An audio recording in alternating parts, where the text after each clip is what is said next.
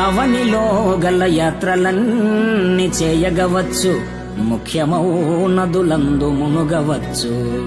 ముక్కు పట్టుక సంధ్య మునసి వార్వగవచ్చు, తిన్నగా జపమాల త్రిప్పవచ్చు. వేదాలకర్ధంబు విరిచి చెప్పగవచ్చు, శ్రేష్ఠ క్రతువులెల్ల చేయవచ్చు. ధనము లక్షలు కోట్లు దానమియ్యగవచ్చు, నైష్టికాచారముల్ నడుపవచ్చు.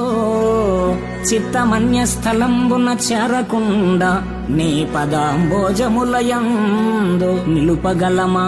భూషణ వికాస శ్రీధర్మపుర నివాస, దుష్ట సంహార నరసింహ దురిత దూర.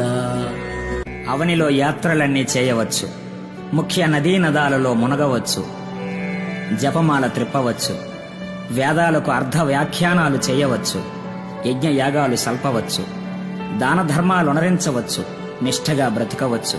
కాని చిత్తాన్ని నీ యందు నిలపటం సాధ్యమవుతుందా?